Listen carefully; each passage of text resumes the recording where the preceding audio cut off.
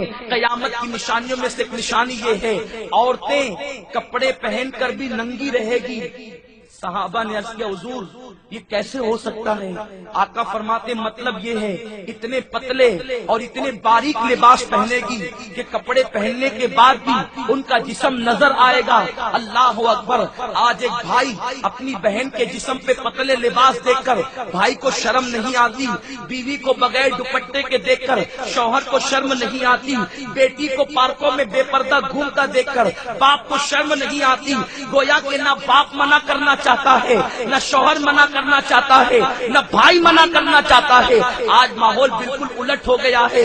آج کے لوگ کہتے ہیں یہ مولوی لوگ جو ہے وہ 1400 سال پرانی باتیں کرتے ہیں، حالانکہ آج تو ترقی کا دور ہے، آج تو جو ہے وہ ٹیکنالوجی کا دور ہے، اور آج تو جدید دور ہے، آج تو نیا دور ہے۔ نادانو سنو، دور کوئی بھی ہوگا لیکن شریعت میرے مصطفیٰ کی چلے گی، قانون میرے آقا کا چلے گا۔ اور سنو، جن نادانوں نے آقا کریم کی حدیث کو پیٹ کے پیچھے ڈالا، اس باپ سے پوچھو جس نے بیٹی کو پارکوں میں گھومتا ہوا دیکھ کر اس کو روکنے کی کوشش نہیں کی، بعد میں وہ موٹے موٹے آنسوؤں سے رونے لگا، اور اس کی بیٹی نے جس وقت اپنی عصمت کا سودا کیا تو رونے کو مزدور نہ ملے۔ آج کل کی بچیاں جو ہے معاذ اللہ بیوٹی پارلر میں جا کر کے اپنے چہرے کو بنا رہی ہے، مساج کی دکانوں پر جا کر، اور وہاں جانے کے بعد اپنے چہرے کا، اپنے جسم کا مساج کروا رہی ہے۔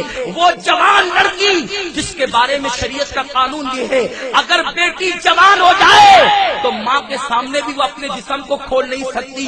جب بیٹی جوان ہو کر اپنی ماں کے سامنے جسم کو کھول نہیں سکتی تو جو لڑکیاں مساج کرتی ہے جسم کا، ان کے سامنے لڑکیاں اپنے جسم کو کھول رہی ہے۔ باپ کو پتا ہے، بھائی کو پتا ہے، شوہر کو پتا ہے، لیکن روکنے کی کوئی کوشش نہیں کی جا رہی ہے۔ اور یہی بیوٹی پارلر، یہی مساج کی دکانیں عیاشیوں کے اڈے بن رہے ہیں، یہی سے لڑکیوں کے لڑکوں کے ساتھ رابطے کرائے جاتے ہیں اور پھر زنا کے لیے راستے ہموار کیے جاتے ہیں۔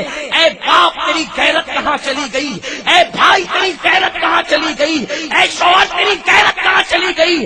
ایک مسلمان وہ تھا، اللہ اکبر، جو اپنی بیوی کو مسجد میں جاتا دیکھنا گوارا نہیں کر سکتا تھا۔ تو کیسا مسلمان ہے کہ تو اپنی بیوی کو بیوٹی پارلر میں تنہا بے فکر بھیج دیتا ہے؟ تو کیسا باپ ہے کہ دکانوں پر اور بے پردہ پارکوں میں اپنی بیوی کو تنہا بھیج دیتا ہے؟ پھر عصمتوں کا سودا نہیں ہوگا تو کیا ہوگا؟ آقا فرماتے ہیں وہ مرد دیوس ہے، دیوس، جن کے گھروں کی عورتیں بے پردہ گھومتی ہے اور وہ منع نہیں کرتے، اللہ نہ ان کی نمازیں قبول کرتا ہے نہ ان کی دعائیں قبول کرتا ہے۔